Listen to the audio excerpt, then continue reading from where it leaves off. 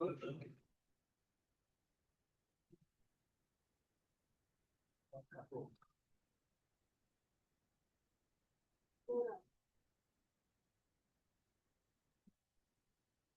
Session विशाल भाई ने recording बंद करवाया था ना, सो वापस we are starting.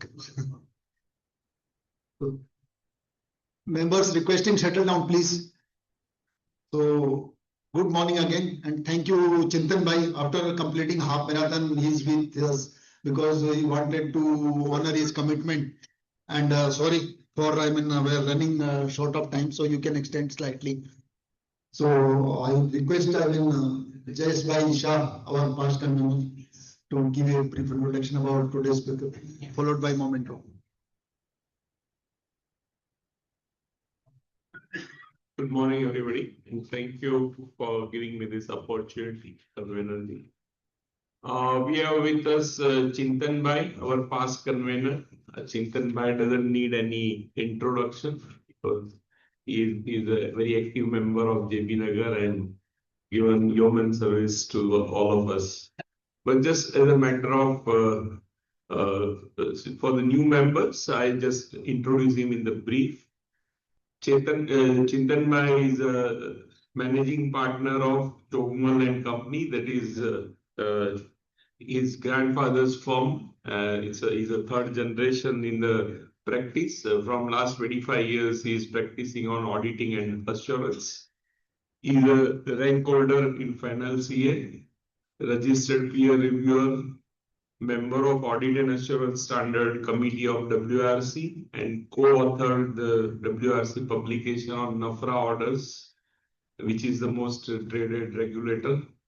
And he is widely recognized as for his practical insight on audit quality, financial reporting, and regulatory compliances. He is a regularly speaker with our JB Nagar Study Circle, ICAI, WR and WRC programs and various branches of WRC.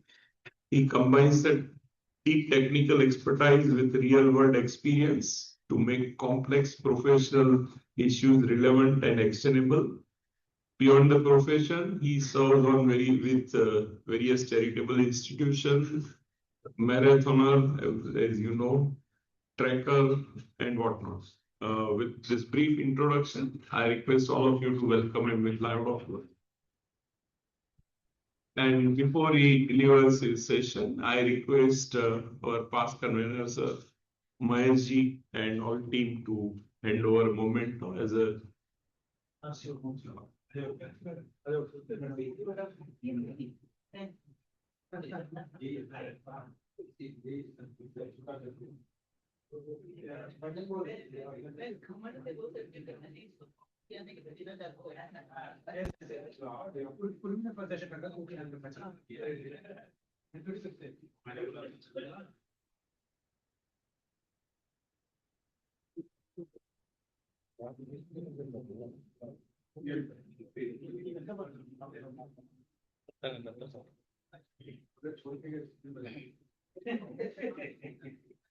वजन बहुत है इसके लिए.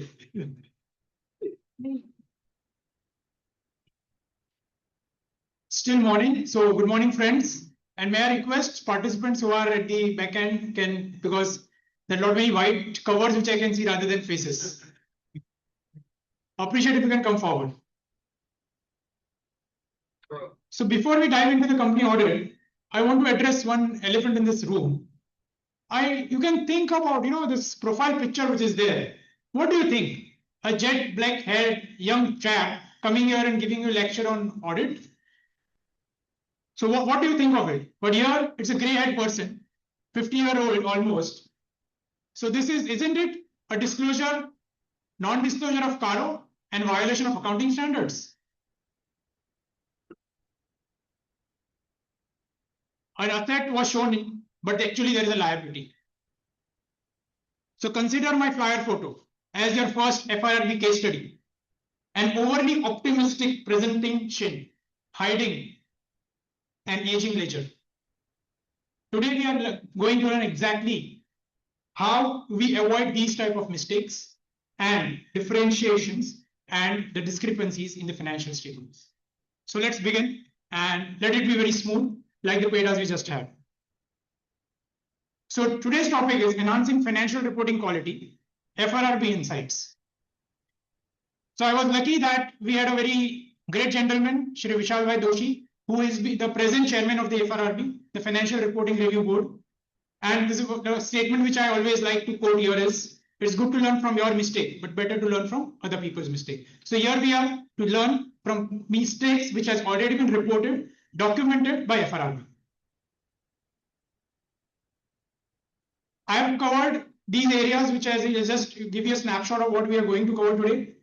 FRRB review, what is FRRB? We can just skip this because of the paucity of time. The common errors in the disclosure of the financial statements, I have taken these standards. Common errors in financial statements pertaining to the Schedule 3 disclosures and errors in CARO. Quickly, the FRRB is a Financial Reporting Review Board constituted by the Institute, and Vishal Doshi is the present chairman of the board. So it's work in consensus with all these regulatory bodies and does it work.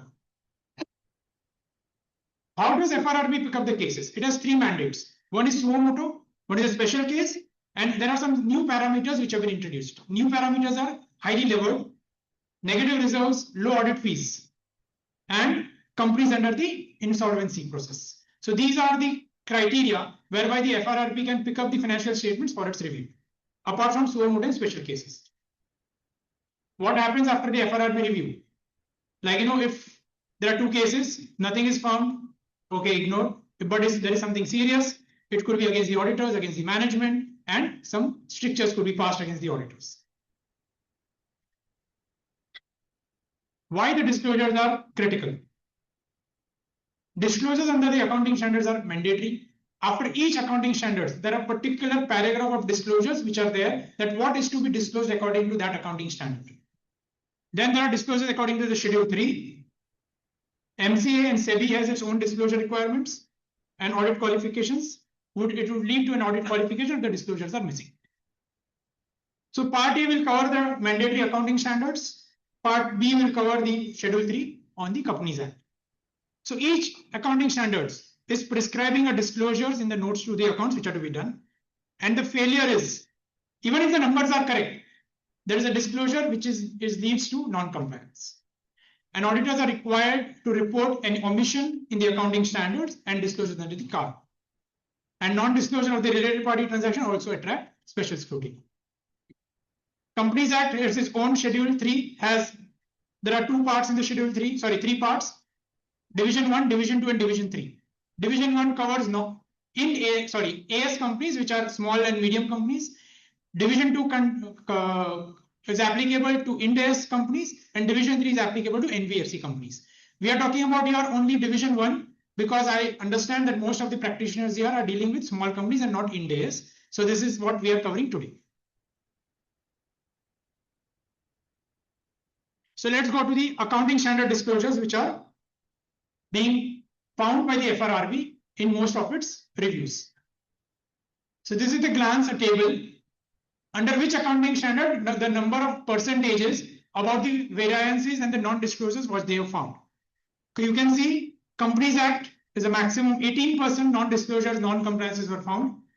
AS3 8%, AS15 7%, and so on and so forth. So this is the chart which is FRRB has released on its website.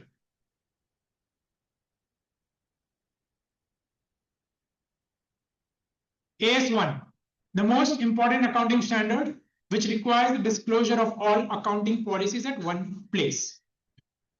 What has been the summarized compliances non-compliances which the FRRB has found during its review? Pertaining to AS1, it says that all significant accountings must be disclosed at one place, right? And so what has been the findings? I've just characterized into 4 paragraphs is policy not disclosed. Many times just policy is not even disclosed. There is a related party transaction. There is no mention about related party transactions. The accounting standard applicable to AS18 not mentioned. Depreciation not mentioned. Revenue recognition policy is absent or vague. So this was the summarized position. Then general policies. The policies are just doing copy paste. We are just copying it from the previous statement or some other person's financial statements, and we have not even applied our mind whether what is actually being followed in the company and what we have written in the financial statements.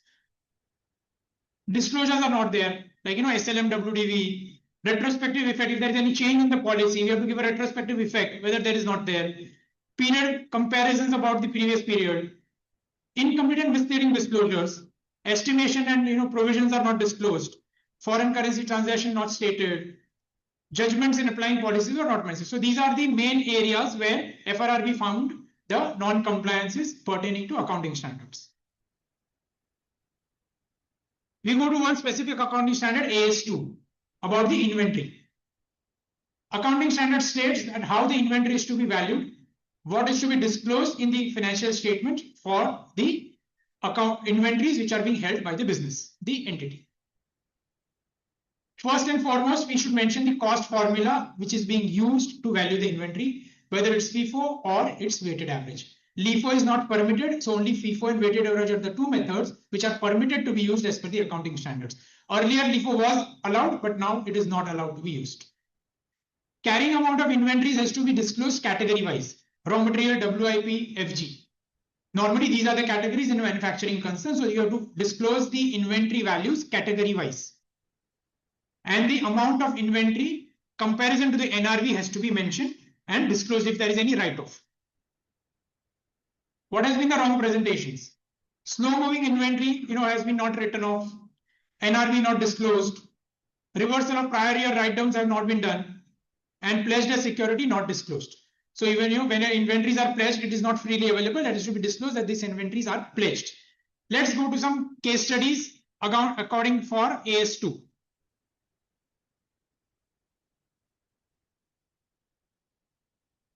These are the wordings mentioned in some of the financial statements. WIP is valued at direct cost and appropriate cost of completed process. I'll just put some posers, so I would like the participation of the members also. Work in progress is valued at raw material cost. Cost is determined by using FIFO formula. Cost comprises all. What are the non-compliances in these statements, these accounting policies disclosed by a company in its financial statements? Please, participants, let's make it more interactive. Okay, I'll repeat. Work in progress is valued at raw material cost. Okay, let me go by one. Yeah, please. Ashok bhai, follow.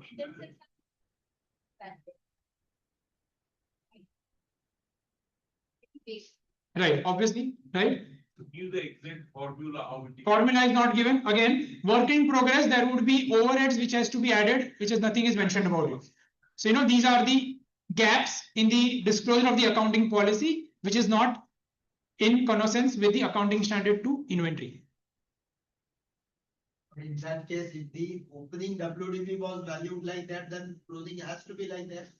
Sorry, up to opening. Can we take questions at the end? It will be better because already we are running short of time. Let me cover up the things and definitely the questions are welcome.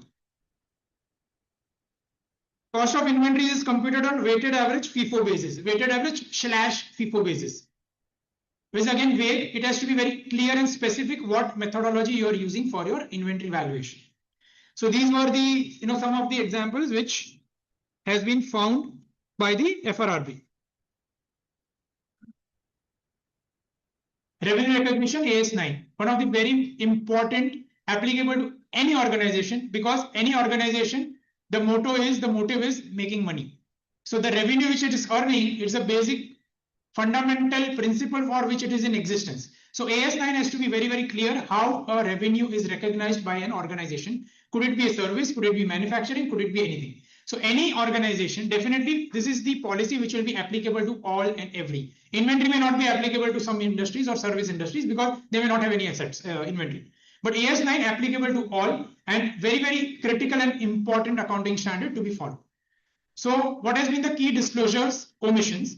Revenue recognition policies were not disclosed.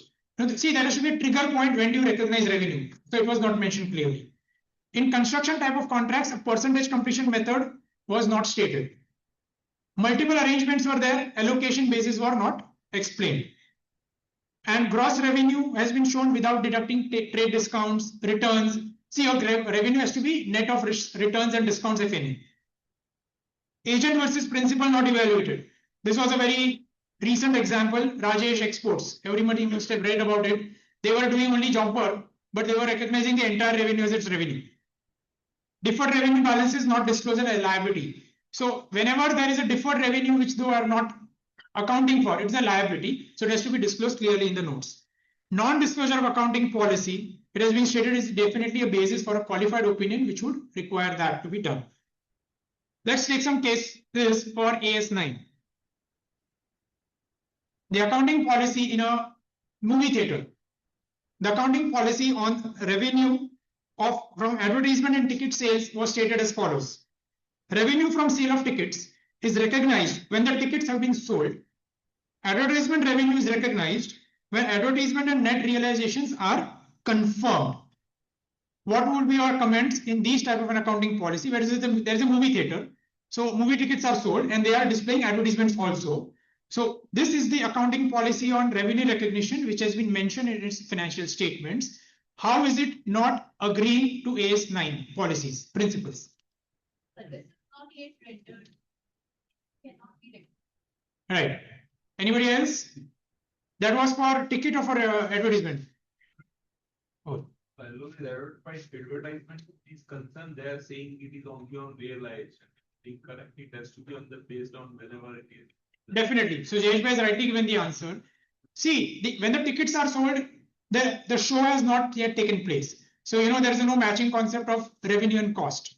Similarly, for advertisement, unless you air the advertisement, unless you display the advertisement, you have not completed the service. So you cannot recognize the advertisement revenue just by having the money realized in your pocket. So revenue recognition is very important.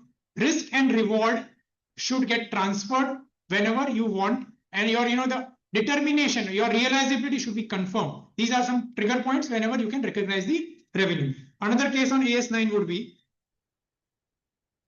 revenue, some example. Sales are accounted for on dispatch of goods. This is a very common policy written in many financial statements. Sales are accounted for on dispatch of goods. Perfect. See, because just dispatch is not completion of my sale. It could be if my terms are till the delivery is happening at the client's place, then the transfer of the ownership rights will only get transferred when it reaches the factory of the buyer. So just the dispatch is not a conclusive evidence. But if my terms are such that the risks and reward are transferred at my factory gate, then this could be the trigger point for revenue recognition. But it is not clear whether what is the terms and condition of your sales. So each sale could be also different. One sale I may say you pick up from my factory. One sale I will say that I will deliver at your factory. So both the recognition point will differ.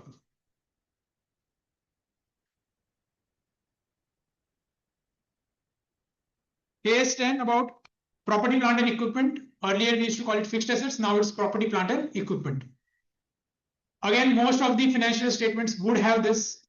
कुछ ना कुछ तो asset होता ही है. Smaller companies will have at least furniture, fixture, computers, something. Manufacturing organization will have much more, plant and machinery, building, etc., etc. So very, very important accounting standard for almost all organizations. What the accounting standard says is you have to disclose the movement in the gross block and the depreciation block. Opening, closing, accumulated depreciation has to be disclosed clearly. Additions and disposals should be disclosed. Capital work in progress has to be disclosed separately. Useful life and depreciation rate should be clearly mentioned. If there is a revaluation of the assets, it has to be mentioned on what basis it was done and what was the revaluation reserve being created. And if there is any surplus, you see, because that is a restriction on use, revaluation reserve cannot be used for payment of dividends, etc. So again, that has to be mentioned clearly that this revaluation reserve is not for distribution to the shareholders. There are mandatory columns as per AS10, gross block additions, disposal, closing. Similarly for accumulated depreciation, for opening for the year, adjustments, closing, and the net block. So these are the mandatory columns which has to be there in the financial statements of a corporate. Let us take some cases on AS10. I'll do for AS26, it will be more relevant. So AS26 is combined with AS10 because it is pertaining to intangible assets. That was physical assets, this is intangible assets. Tangible, intangible.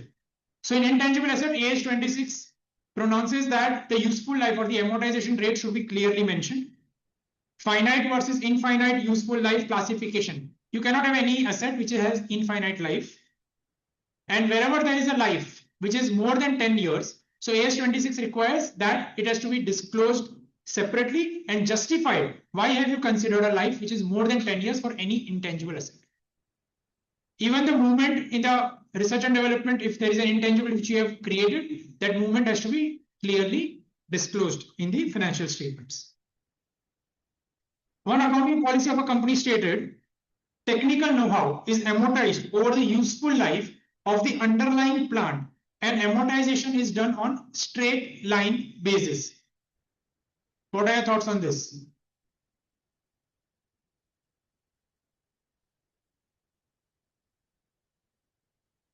Amortization should be equally to the depreciation schedule. It's the same rate. So that is what they are doing. Technical know-how is amortized over the useful life of the underlying asset, underlying plant, and amortization is done on straight line basis. Yes, straight line. It should be parallel to the depreciation. I could not get your answer. Sir, anybody else? Here, what is happening? The technical know-how is an intangible asset, which they are amortizing over the useful life of the plant and machinery. Plant and machinery, as per Schedule 3, will normally life more than 10 years, which is not in right concept with AS26 says that if the life is more than 10 years, it has to be justified, disclosed separately that why you are amortizing it over more than 10 years. So that is the lacuna in this accounting policy. What there was done was the technical know-how was clubbed with the plant cost and amortized accordingly. I'm not saying this is wrong or right. The disclosure is incorrect. You can have this policy if you can justify that the technical know-how also has the life. Normally plant and machinery is 15 years of life as per Schedule 3. So if you are amortizing it for more than 10 years, again case to case. My point is, if it is more than 10 years, you have to justify, disclose it, that how are you amortizing it more than 10 years. So each case will be different, whether it's amortized, patented, not patented. But my point is, if AS26 requires that if any intangible asset is being amortized for more than 10 years, you have to justify why the amortization is for more than 10 years. So that policy is not clear about it. You can give a reference patent license. Definitely. See, if you can justify, that is nothing wrong in it, but justification should be there and ensure that it is clearly mentioned. Again, and then an auditor will have to take something on our record that how this life is more than 10 years. Because intangible is something very difficult to judge for us. One more accounting policy is cost of right of way for laying pipelines. There was a company which had laid pipelines. So they had purchased a right of way through some other person's land. Is capitalized as intangible asset and being perpetual in nature, it is not amortized. So this was the accounting policy used by a company. So again, similar to it, number one, nothing can be infinite. You have to have a technical evaluation being done and amortized over a useful life. Second thing, if you say it is more than 10 years, justification is required. So these are the 2 points in this type of an. But I have just taken a right to weigh on some other person's land. It is not my land. I have just taken a land from somebody and to seek permission from him to put the pipelines through that. So I have just paid for the permission. Again, it cannot be revoked, but AS26 doesn't allow anything permanent. You have to amortize it. Right. Right. So see, the accounting policy stated was that it was infinite and is not amortized, which is not correct. You have to amortize it over a period of time. A technical evaluation has to be obtained and it has to be amortized over a period of time. So you need a technical evaluation. Again, you cannot do greener. Again, you may not do it. You may need a technical evaluation. And this is I'm taking is there is an ESC opinion, query number 3 of volume 33. So it's an opinion being given by Economic Expert Advisory Committee. When a right of way is taken, there was. That's the reason we are not technically expert on estimating the life. Point. See, pipeline will be definitely depreciated over its useful life. I am talking about the right of way. You have paid some consideration for laying the pipeline. So that consideration also needs to be amortized. You cannot have it infinite in your financial statement. So you have to find a methodology and amortize it.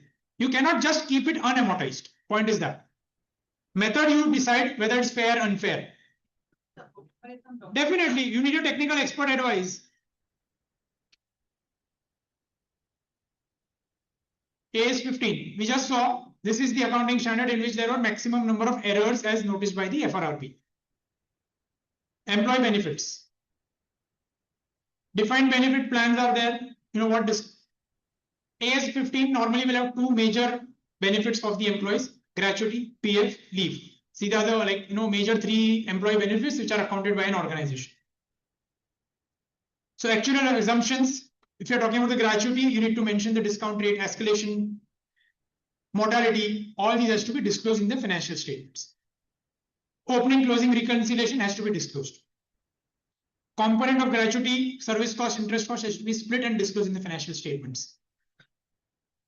New wage board has come into effect in I think September or October 25, and March 26 financials will have the impact for that for most of the organizations. So ensure this is being properly implemented. The data, many times what happens is the data which the company gives itself is faulty. There are 2-3 trigger points. Number of employees are not complete. The number of employees on the payroll is 100, they will give data for 50.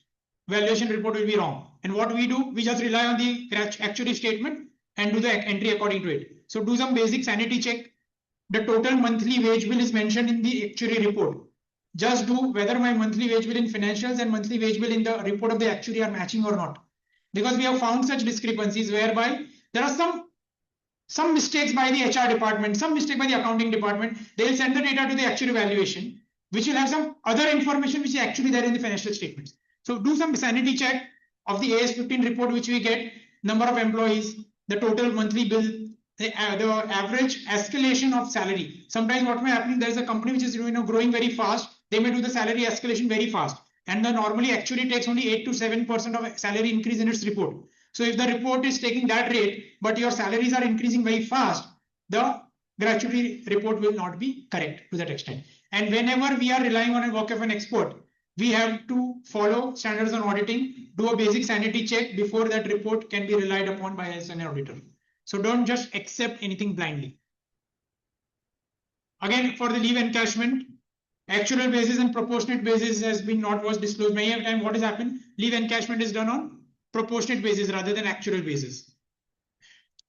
There are short-term accumulated absences. Provision basis was not stated. ESOP is there. Fair value method are there. Intrinsic value, what method is being used, how is it accounted? So it needs to be disclosed.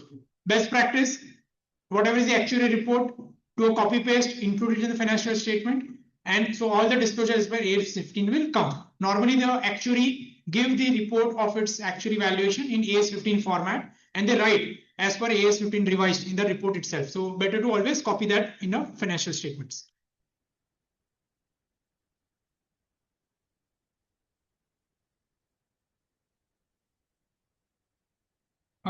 Let me take one example of accounting policy which was mentioned. It was mentioned annual contribution in respect of gratuity are made to the Life Insurance Corporation of India and are accounted at that time. So this was the accounting policy which the company had mentioned for AS 15 gratuity. I repeat, annual contributions in respect of gratuity are made to the LIC and are accounted at that time. An actuarial basis. It should be on. Yeah, so they are mentioning only payment. Whenever they are paying, it's accounting and debited. It is not correct. Suppose you pay excess, it's an extra asset. You have to recognize an asset. Suppose there is a shortfall in payment, recognize as a liability. The difference between the actuary and the payment, and accordingly it has to be disclosed. So accounting policy is not correctly worded and mentioned.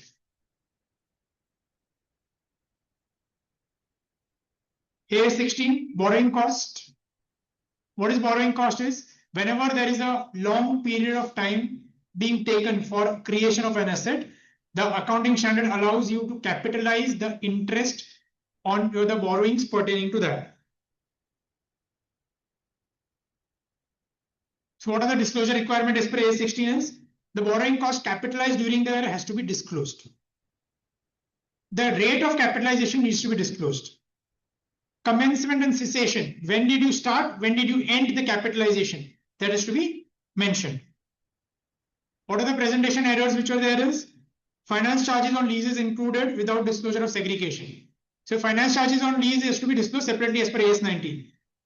Exchange difference on foreign currency, capitalized portion was not shown separately, and suspension of capitalization during extended interruptions were not mentioned. So if there is an interruption, AS16 says, there is an interruption due to some natural calamity or any reason, you may suspend the capitalization for some period. So if there is a suspension, that has to be mentioned clearly. Some cases about AS16. Many companies do debt restructuring. I am borrowing, so my present borrowing is at 13%.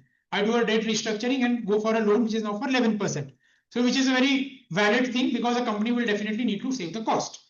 So restructuring charges which have been paid to extinguish high cost debt were written off over the tenure of the fresh loan taken for refinancing such high cost debt. So this was the accounting policy mentioned in the financial statement. Restructuring charges being paid to extinguish high cost debt were written off over the tenure of the fresh loan taken for refinancing such high cost debt.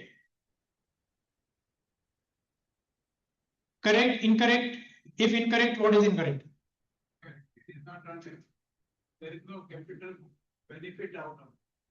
Perfect. So paragraph 3, 4 and 6 of AS16 says that the debt restructuring charges for extinguishing of the high cost debt were not incurred for acquisition, construction, or for any qualifying asset. So there is no qualifying asset which is there for which we are incurring such cost. So this cannot be capitalized. It has to be charged to the statement of profit and loss in the year in which they are incurred. And so this policy is not according to AS16. Similarly, finished goods are valued at lower of cost or NRV. Cost includes depreciation, interest, and direct expenses to the point of stocking, excise duty, but excludes administration and selling.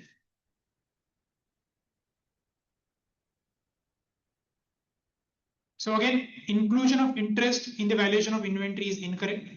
AS2 as well as AS16 doesn't permit you to add interest cost in the valuation inventory, except where there are exceptions, where the inventory itself takes a long time for maturity, like timber, wine, etc., which has been specifically mentioned. You can capitalize interest. In any other cases, capitalization of interest cost to inventory is not permitted. AS16, one more thing, case if we can take.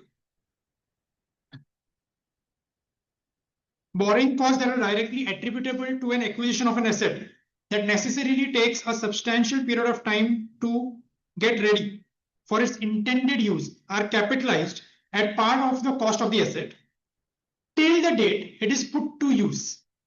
Other borrowing costs are recognized as an expense in the period in which they are incurred. So this was the policy which was stated in the financial statement. Anything wrong?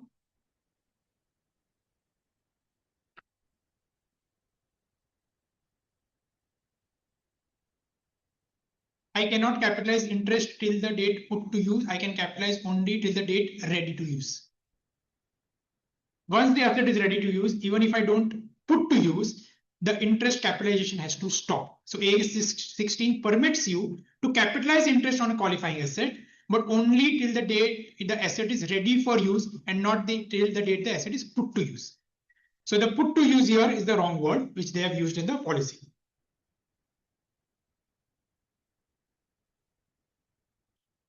Related party disclosures, very common accounting standard applicable to all, because in all the companies there will be related party transactions. So what were the common errors, right? There are many entities under the family. They were not disclosed as related party. Fellow subsidiaries, step down subsidiaries, not disclosed. What are the transactions required to be disclosed? You are required to disclose the transaction amount as well as the outstanding balance as on the year end, which are not disclosed. And all these disclosures are separately required per party, per entity. Terms and conditions, if there are specifically interest-free loans are given, taken, you have to be clearly mentioning that. Right of provisions pertaining to a related party, separate disclosures are required. What has been found in some major misses in the AS18 were there are application money received from KMP for preferential allotment of share, not mentioned. Dividend paid to the holding company, not mentioned. Equity shares are allotted to the KMPs, these were not mentioned. Loans and advances were given, taken from subsidiaries, not mentioned. So these are very important transactions with any related party. If you do, it has to be mentioned. And there is one more requirement of AS18 which states that if the transaction with any party constitute more than 10% of more of the total related party transaction, that has to be disclosed separately, and you cannot do an aggregation of the transaction reporting. Suppose I am paying rent to 5 people, and so if the total related party transaction, anything exceeding 10% has to be disclosed separately. I cannot say club everything and show that rent paid. It has to be rent paid X, rent paid Y, rent paid Z. So separate party-wise disclosure is required. You cannot club all related party transactions and disclose it without naming them.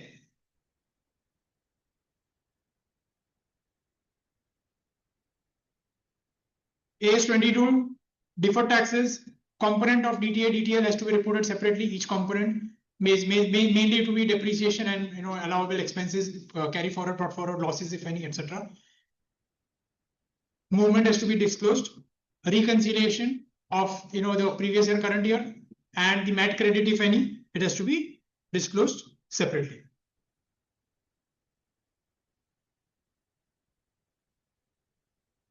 Provisions and contingencies. I would like to mention here about provisions. What mistake many people are doing is what is provision and what is current liability, how you distinguish that. Something which is determined and amount is payable, it would be a current liability, not a provision. Provision is something whereby the determination of the amount and the trigger is a little uncertain, then it will be provision. So provision for gratuity, provision for leave are provisions. But if you are doing any provision for expenses in common parlance or audit fee or any other provision for expense, it would be current liability, trade payable, and not in provisions. So this has been the error which has been observed by them. Again, each provision, suppose there are warranties which you are giving for a product, it would be a provision. So you have to disclose your movement in the provision account, opening, anything utilized, further credited. So there has to be disclosed in the provision statement. And contingent liability would be anything which you have not accounted for, but disclosures are required. So this was, again, there is a test about remote and probable, which is there as per the AS29. So which you have to check and accordingly disclose the provision contingent liabilities in your financial statements. So we go to, I'm not covering all the accounting standards because we have paucity of time also. Schedule 3 errors which are there pertaining to the disclosures in the financial statements. Just mentioned, division 1 is for non-Ind AS, division 2 is for Ind AS, division 3 is for NBFC. There are amendments in 21 and 22 September whereby new disclosures are added, though it's an old amendment, but just wanted to refresh everything because there has been people who have not been mentioning these disclosure requirements. In 21, the amendment, aging schedule became mandatory for receivable as well as payable. Transaction with struck-off companies came into picture. CSR obligation shortfall disclosure was required. Benami properties ratio analysis, 8 ratios were introduced whereby you are required to disclose these 8 ratios in your financial statements.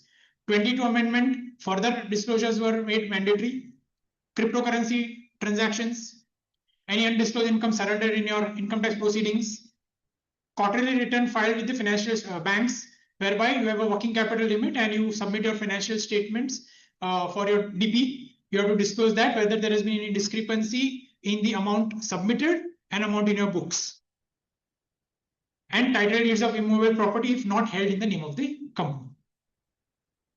So ensure that all these disclosures are there in a company financial statement. For liability and equity side, the share capital, there are mandatory sub items which are required to be disclosed. Reconciliation of the shares at the beginning and the end of the year. Right preference, any different classes, even preference, there could be class 1, class 2, class 3. Even shareholding, there could be equity, could be normal shareholders with differential voting rights. So whatever different type of shares are there, you have to disclose separately. All shareholders holding more than 5%, names have to be disclosed separately. And also the promoters. So promoters and holding more than 5% need not be same. There could be a person who is a promoter, but it is not holding more than 5%. So there are two tables which are given in the financial schedule 3, holding more than 5%, and one is having the promoters. So both tables have to be given along with the movement, what was the previous year, current year changes, and any bonus, etc. allotted in the last 5 years. Borrowings and current liabilities, current and non-current split. It's a very common thing in whenever there is a term loan, there will be something which is getting payable within the next 12 months. Car loan is there or a machine term loan is there. So that 12-month portion will be forming part of your current portion, and the other long term would be your non-current portion. In the secured borrowings, the nature of security has to be disclosed clearly. What security has been given for obtaining that secured borrowing. If there is any default in any loan, it has to be disclosed separately. MSME suppliers more than 45 days has to be again disclosed separately. There is a separate disclosure as per MSME Act section 22 in terms of what was the principal amount outstanding, any interest provision, if there is interest has been paid, not paid, what is disallowance. So there is a separate table. This requirement is as per MSME Act and not as per Companies Act, but it is required to be disclosed for all financial statements. Let's go to the asset side. What could be the errors which are found is like, fixed asset, property, plant, equipment held for disposal have to be classified separately. If there will be any asset which you have classified as a held for disposal, it has to be disclosed separately. Investment market value has to be quoted along with the carrying cost. Goodwill on consolidation was not tested for impairment. Every goodwill has to be tested for impairment because AS 27 is also there. You have to test it for, 28 for impairment. You have to test that. CWIP aging, more than 1 year, more than 2 year, more than 3 year, has to be prepared and separately disclosed for CWIP. Trade receivable and cash aging, more than 6 months, less than 6 months. Cash and cash equivalent is an area where there are many errors found, and it is very common to make some errors. So we just talk about that something a little more. Paragraph 8.8.4 of the guidance note states that all fixed deposits maturing beyond 12 months has to be classified under other bank balances. It cannot be cash and cash equivalent. Unpaid dividends again has to be under other bank balances, cannot be cash and cash equivalent, because cash and cash equivalent is something which is available freely for the company to use. So anything which you are not freely available for you, it has to be other bank balances, because this will impact your cash flow tallying. If you put that as a bank balance, your cash flow will tally wrongly. So again, you have to be sure that this bank balances which are not under your control, immediately not available for use, has to be classified as other bank balances and not with cash and cash equivalent.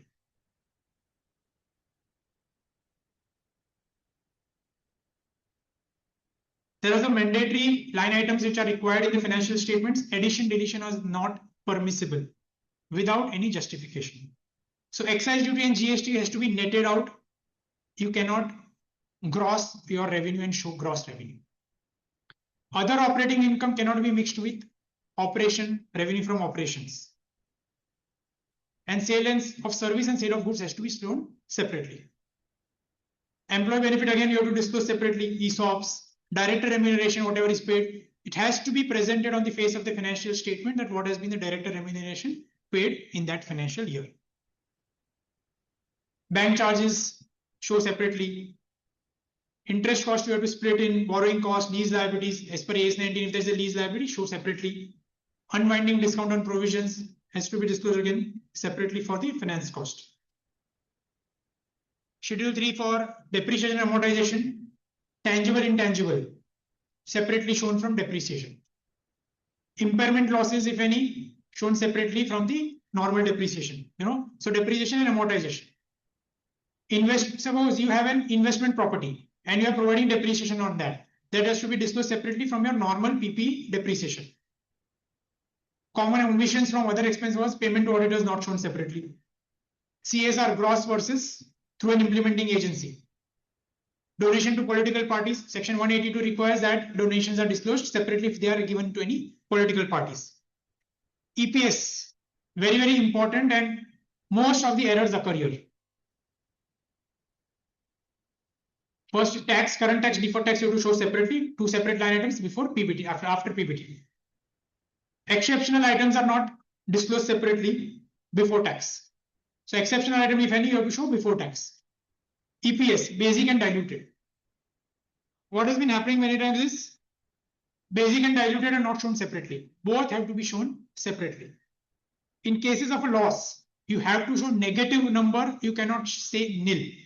Even if there is a loss, you have to show negative EPS for basic and diluted separately. Then other errors which was happening is if there are some potential equity shares which are going to be converted in future, so that you have to value that and show the basic and diluted would be a different number. You cannot have the same number. Even for basic EPS, you have to ensure that if there has been any shares issued during the year, you have to take weighted average number of days for those shares were held. You cannot just take the closing number of shares and divide your profit and show the EPS.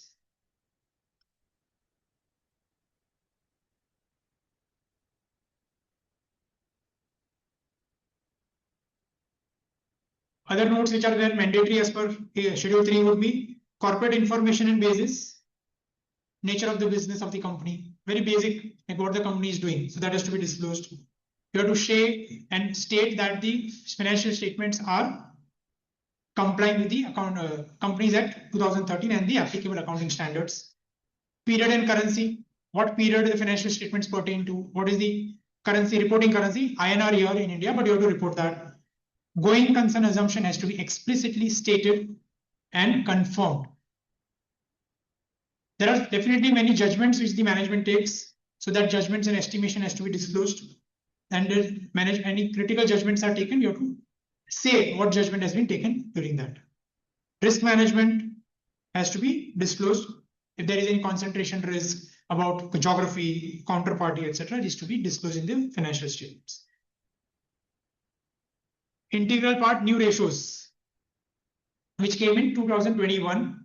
8 mandatory ratios were prescribed, for which you have to mention the 8 ratios. You have to mention the numerator, denominator, and what the computation result is.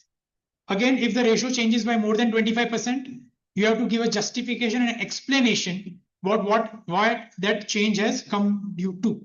So that many companies were not mentioning the explanation for more than 25% change.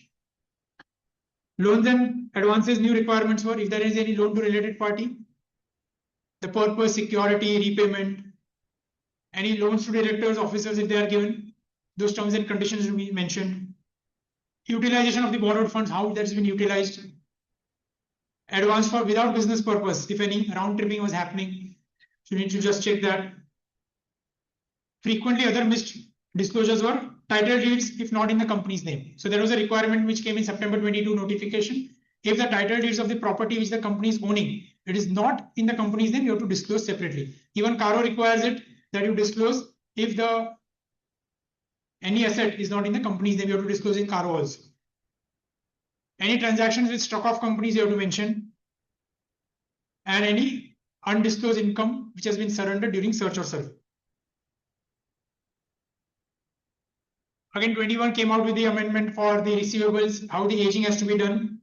So this is the table. We have to ensure that the disclosures are disputed, good, doubtful, undoubtful, good, doubtful, disputed, more than 6 months, more or less 6 to 1, 1 to 2, 2 to 3, and more than 3. Again, this is from the due date and not the billing date. So ensure that the report what you generate is from the due date and not the billing date. So you have to configure your reporting system to ensure that this table, this bucket of outstanding is captured from the due date and not from the bill date. Many people don't write the due date in the financial, the tally when they enter, if the tally is the financial statement. So unless you put the due date, this report will not come correct. So credit, if there are some advances from debtors, it cannot be netted out here. It should be disclosed under current liabilities, which is payable. Similarly, for trade payable, aging analysis is required. Again, debit balances in creditors cannot be netted out. It has to be disclosed separate as advances to creditors. Again, if there is an advance for capital goods, it will be a non-current. It will be an advance for normal goods and purchases. It will be current. So ensure that is done because that is a mandatory as per Schedule 3. If it is a advance is given for any capital purchases, any machine purchase, it will be classified as a non-current asset. So ratio analysis, the errors were they were computed on the wrong basis. Gross sales instead of net. Return on equity, again you have to take average equity opening plus closing divided by 2. You cannot have the closing equity as the denominator. And explanations were not provided. So this was pertaining to the Schedule 3 requirement. And as per the mandate given, we have to touch upon the Caro mistakes also. Vishal Bhai in his last 2 slides had mentioned some of them, which has been also there in my presentation. So for the sake of repetition, we can go a little quick on those 2, but this is what was asked to me, so I have covered those 2 in terms of the Caro requirement. I'll just read out the Caro which is required to be reported. The Caro states that we have to, in our report, we have to say whether the company is maintaining proper records showing full particulars, including quantitative details and situation of property, plant, equipment, and whether the company is maintaining proper record showing full particulars of intangible asset. So this is what the Caro requires us to report. Right. So now this is what the auditor had reported. The company has maintained reasonable records and company is generally maintaining proper records. So this is incorrect way of reporting. You cannot use very generalized and loose sentences, loose words in your report, which says that it is reasonable record. What do you mean by reasonable? It's proper or not proper? That is what is required to be answered. So generally gives an impression that there may be some instances where proper records are not maintained. So please read each and every word of the Caro report which you are issuing. Don't do copy paste. Please be careful about this. The second clause 1B requires that whether physical verification of property, plant and equipment was at reasonable intervals were done, whether any material discrepancies were noticed, and if so, whether the same has been properly dealt with in the books of account. So this is the question of the Caro on which we have to report. So what has been reported by some of the auditors? So this I have mentioned on the screen. As explained to us, property, plant and equipment has been verified. We are informed that there are no material discrepancies. According explanation given to us and certified to us, the management during the year has physically verified the assets. As informed to us, no material discrepancies were noticed. So all this again cumulatively states that we have not done our work.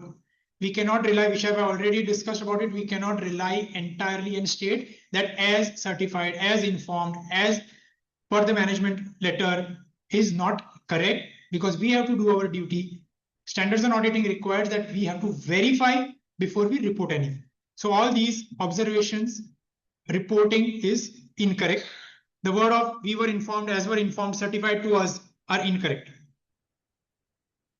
And we have to clearly state whether physical verification was done or not done. And if it was done, discrepancies were there or not there. And if the discrepancies were there, whether they were dealt with in the financial statements or not dealt. So there are 3 parts to this question: physical verification, discrepancies, and dealing with in the books. So all 3 have to be answered clearly in our report.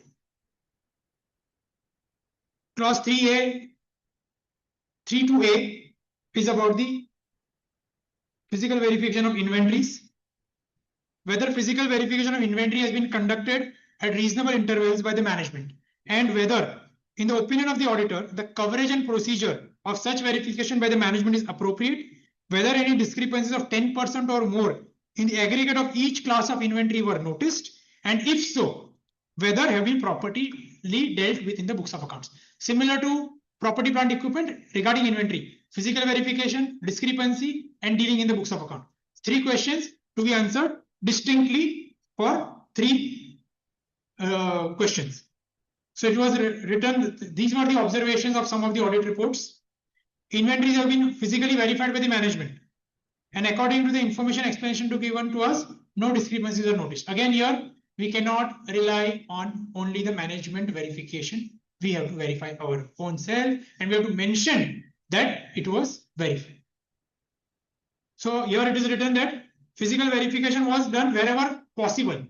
Again, very loosely drafted word, cannot be accepted. Right? So wherever possible and required is incorrect. It is creating ambiguity in the minds of the reader.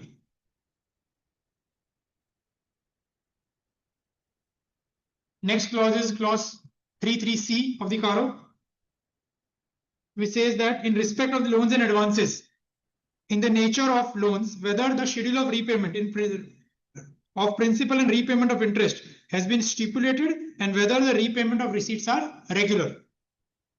So this is the question. The auditor has responded according to the information given to us. Again, loose question, loose answering. The borrowers have been regular in the repayment of principals and interest on loans as stipulated. Again, not acceptable because you have not done any of your work. You have to state what work you have done. Next clause is about clause 4. In the respect of loans, investment guarantees and security, whether provisions of section 185 and 186 of the Companies Act have been complied with, and if not, provide the details thereof. Section 185 and 186 has restrictions on what you can borrow, what you cannot borrow, from whom borrowing, not possible. So again, so these were how the reporting was done. Company has not made any loans and guarantees to person covered under 185. Therefore, requirement of 185 of the Companies Act is not applicable. Auditor reported that the section 186 has been complied with. However, the company has provided interest-free loans to its holding company, which is non-compliance of 186 subsection 7. And based on the information and explanation given to us, being an infrastructure company, provision of section 186 of the Act is not applicable to the company. So these are the type of reporting which has been done. Wrong reporting is, first is, the financial statement was saying that the loans were given taken. And the auditor is saying that section is not applicable.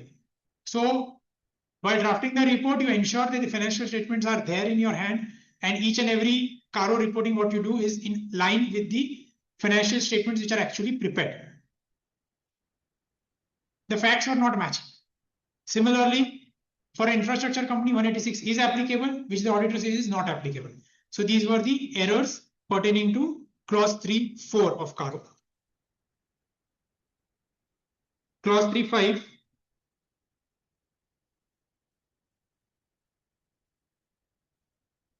is in respect of deposits accepted by the company or amounts which are deemed to be deposits, whether the directives issued by the RBI and the provisions of section 73 to 76 and other relevant provisions of the Companies Act and the rules made thereunder were applicable have been complied with. If not, the nature of such contravention to be stated, and if an order has been passed by the CLB or National Company Law Tribunal or Reserve Bank or any other court or any tribunal, whether the same has been complied with or not.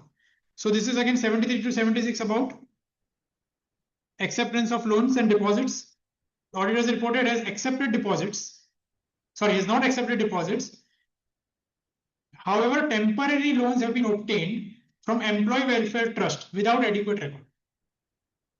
So again, the answer is not clear. The question is something different and answer is something different.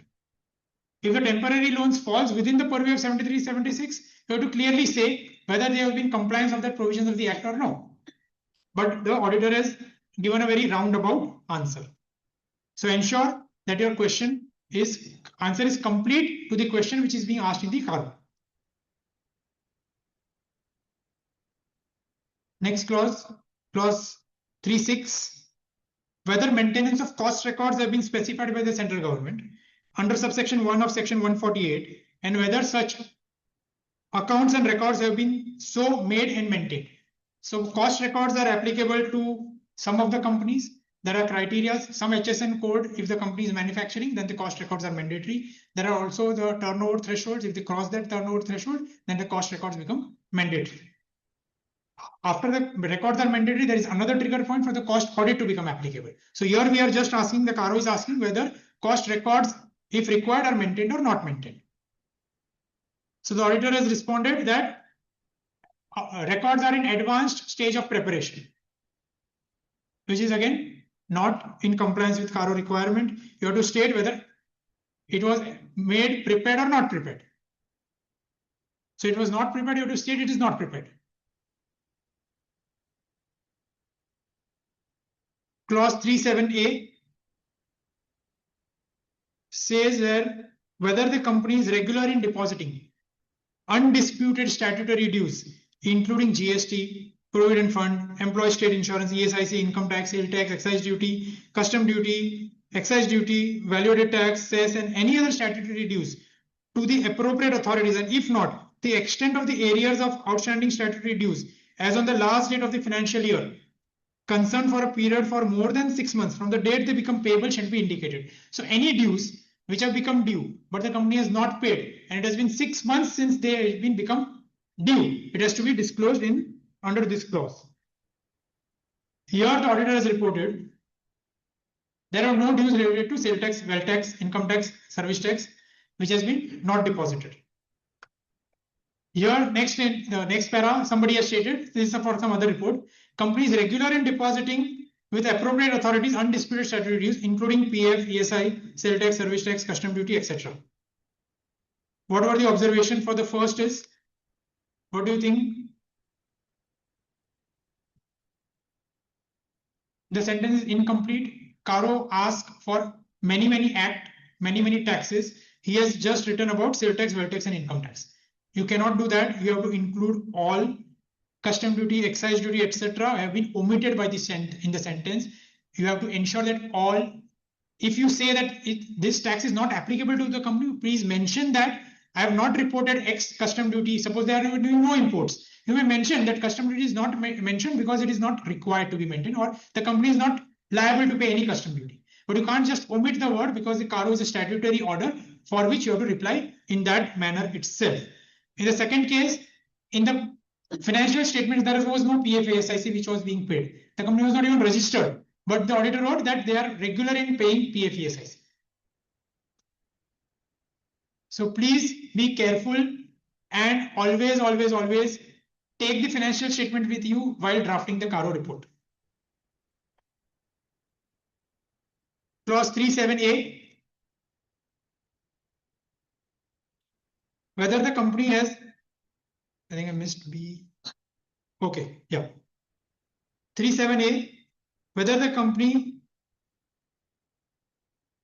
statutory dues in respect of, he has not reported, if there are any dues which are more than 6 months and there is a disputed without any department, then that has to be mentioned very separately. Where statutory dues referred to in clause A have not been deposited on account of any dispute, I have an appeal pending, I have sub judice some matter, then the forum where the dispute is pending shall be mentioned.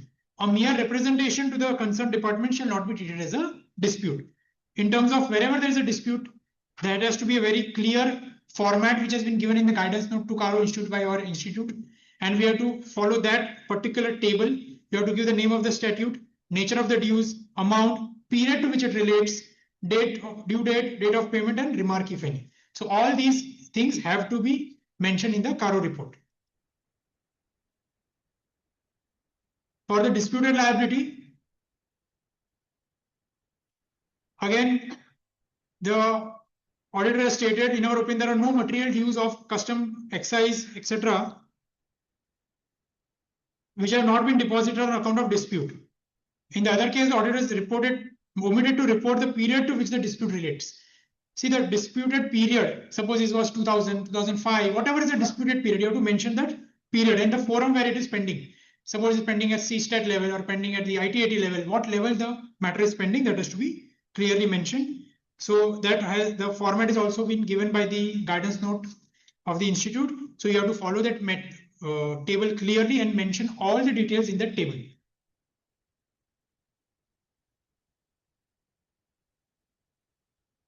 Clause 9A. Whether the company has defaulted in the payment of loans or other borrowings, or in the payment of interest thereon on any lender, if yes, the period and the amount of default to be reported as per the format given. A format is given and you have to report as per that format if there is any default in any borrowings. Here, the auditor reported regarding non-default loans from the government and not to the debenture holders. So there were debenture holders, which is also a loan. So if there is a default to the debenture holders, that has also be mentioned in this para. Without providing adequate details was done. So these were the cases. They did not mention. Again, the guidance note gives a clear table. What has to be mentioned, the nature of borrowing, name of the lender, amount not paid on due date, whether it was principal or interest what was due, and the number of delays date till the balance sheet date, and the remarks if any. So these all has to be reported in the CARO report. Clause 9C, whether the term loans which were obtained were applied for the purpose for which they were obtained, and if not, the amount of loans so diverted and the purpose for which it may be reported. So if there is any diversion of loan for the loan taken, it has to be reported separately. Here it was written, company did not raise any money by way of IPO or further public offer and term loans during the year. Accordingly, our comment is not required. Again, example of not looking at the financial statement. In the cash flow statement, there were proceedings from long-term borrowing. In the bank balance sheet, the loan had increased, but still the auditor is reporting there was no money raised. So this is a clear mistake which happens if you don't use the financial statements along with at the time of drafting the CARO.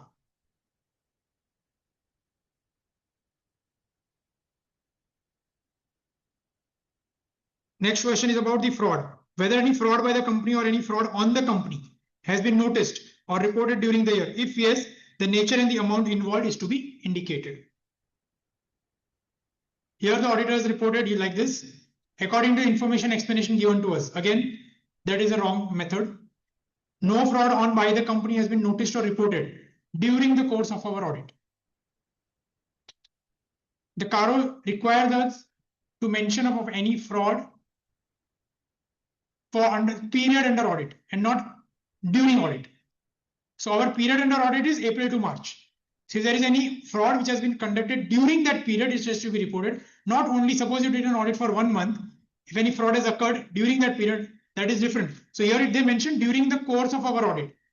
But the CARO requires is during the period under reporting. So in the financial year in which you are auditing, April to March, if there is any fraud, it has to be reported here.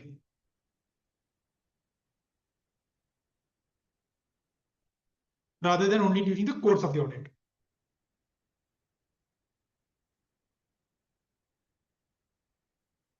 Whatever comment they give, it definitely based on information and explanation apart from their own knowledge. Agreed. Yes, that is what we have to do. Based on the information explanation given and based on our examination. So those words of based on our examination was missing in all the reports. So you have to add that information received, management representation, and based on the work what you have done. What you have done, that is not mentioned. So that was all the mistakes here.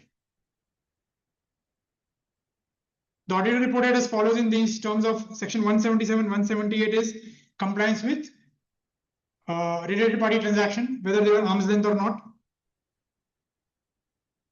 Whether all transactions with related party are in compliance with section 177 and 178 of the Companies Act, and the details have been disclosed in the financial statement as required by the applicable accounting standard. So related party transaction here is AS 18 plus there is compliance under 177, 178, sorry 177 and 188 of the Companies Act, which requires whether the transaction which has been taken place with the related party, whether they are in agreement with the Companies Act requirement, and all these have been reported properly under the applicable accounting standard. So that is what the CARO requirement is, right? So here, as informed with the management, the related party transactions are in compliance with 177 and 188, and the details have been disclosed in the financial statement. In another case, the auditor reported, since the company has not entered into related party transaction, the clause is not applicable. But notes disclose something different. First is information, according to the information is incorrect. And second is, there were related party transaction reported under AS 18, but the auditor is saying there is no transactions with a related party. Copy paste. Very simple. People, financial statements अलग बन रहा है, audit report last year में से Control F 2025 replace with 2026 print. That is the reason for such errors. Mainly that is the reason. IPO आ गया company का, उसमें clause है in caro. If there is a money raised by the IPO, whether they will be utilized for the blah blah blah. IPO हो गया, share issue हो गया company में, but that clause remains no IPO, no proceeds from IPO. Because these are one-time event. So unless you check the report drafting with the financial statement, you will not find this. So that is the main reason for such errors. And everybody is in rush. Vishal was already told. 25 तारीख को आएगा, 29 को sign करने का है.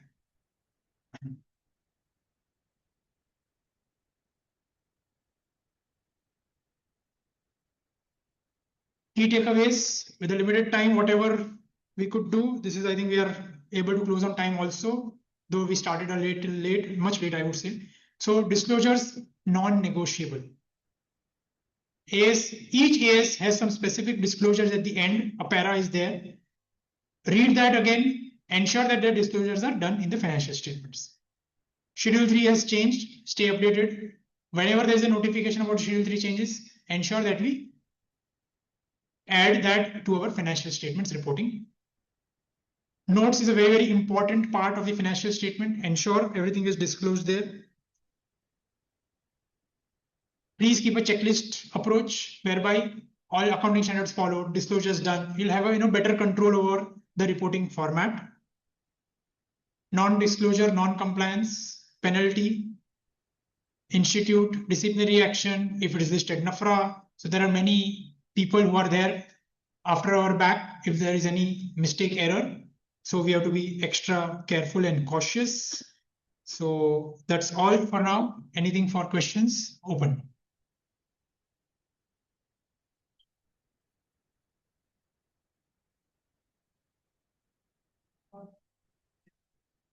How is institute checking this?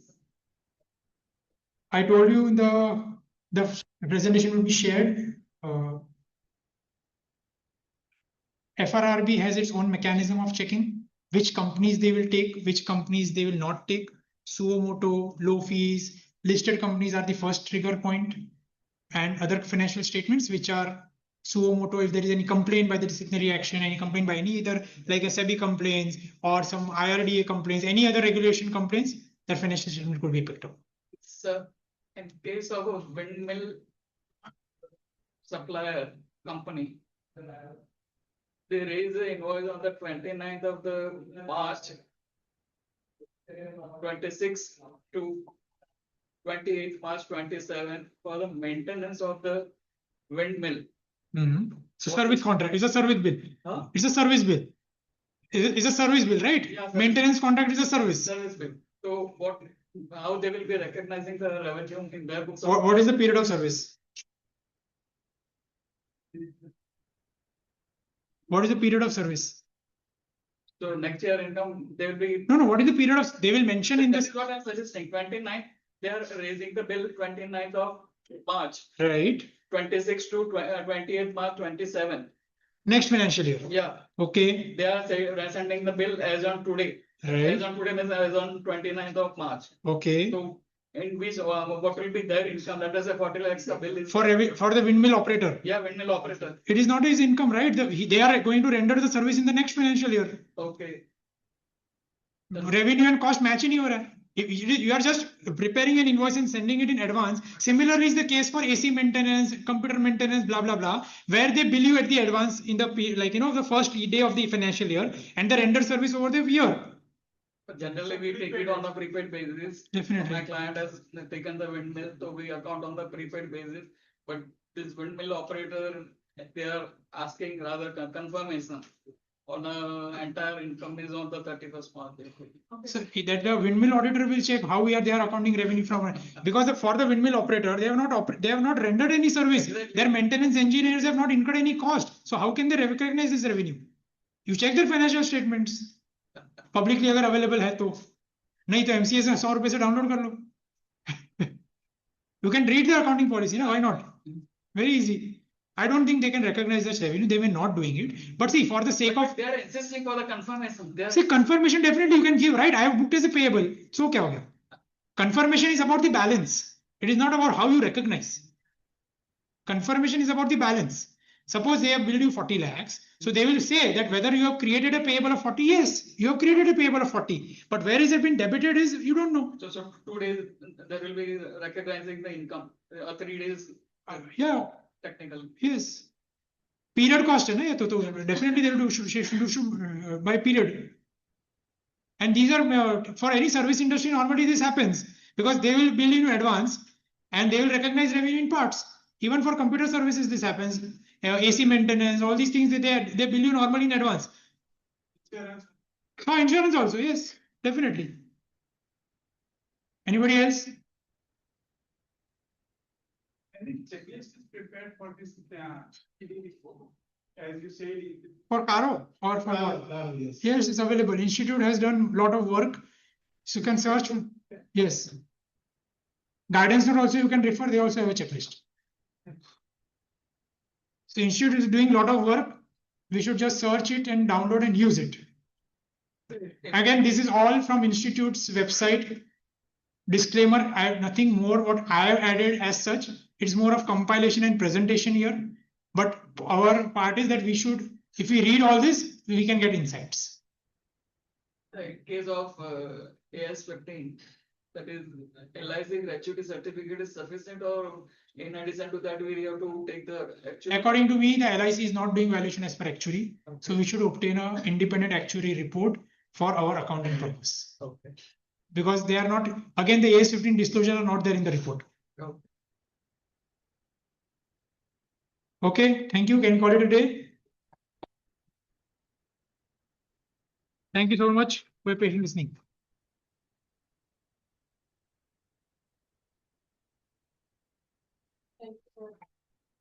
Thank you, Chintan.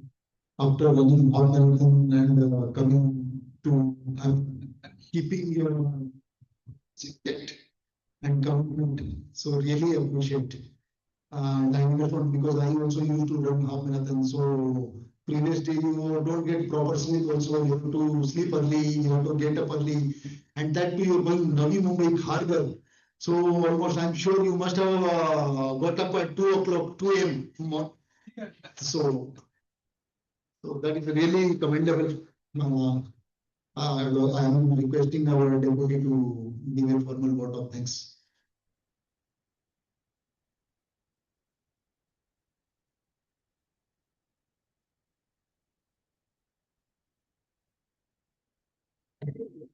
Okay. Good afternoon, friends. As you all know, Chintan has given us the clause by clause detailed information how to prepare the Caro reports, and in which we are making a silly mistake which will going to suffer us a lot in the future. So every clause which is we are mentioning or we are giving any comment, please reconcile with the financial statement. Please do not copy paste the same. So as you know, Vidyanam Navasya Rupa Madhikam Prachan Dhanam Vidya Bhogakari Yashashukakari Vidya Gunam Guru. Knowledge is the greatest endowment for the person. It's a pleasure, hidden pleasure.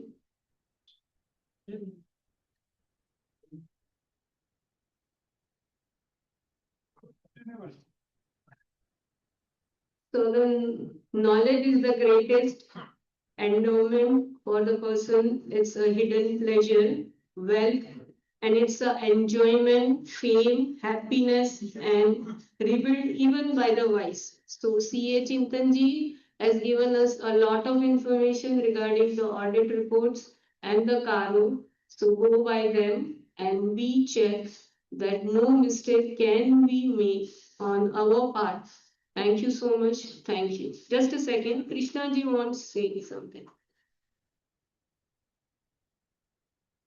Good afternoon. I will not take you almost time, just 2 minutes. So we are starting a new initiative we will circulate the Google form. Basically, it is for the networking of the firm, and especially nowadays we are facing a lot of issues in the practice, those members who are in practice since last 10, 20, 30 years.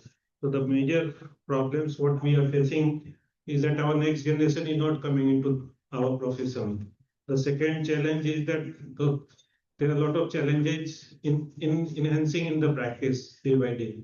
So one firm having say one or two partners, they cannot handle all the things. The third challenge which I had found out is nowadays NAFRA is there on top of us. So we have to be very careful. So unless otherwise we will have a bigger firm, so we will not able to do that.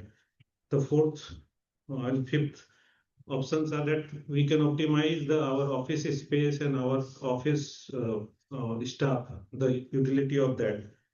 And the next one is that we can have separate SBU type, separate business unit, separate verticals, like somebody is having good in audit, somebody is having good in taxation, somebody is in. There are a number of new initiatives which we can do in our C office.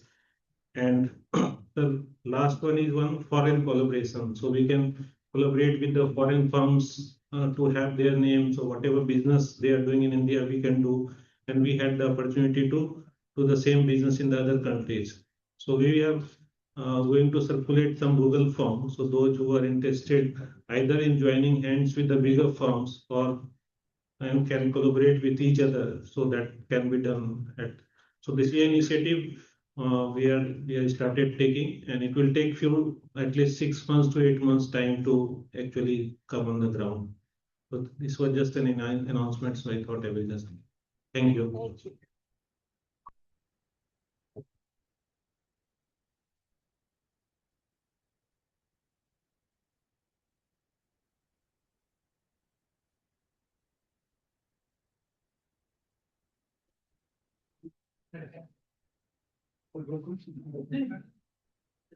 Yeah.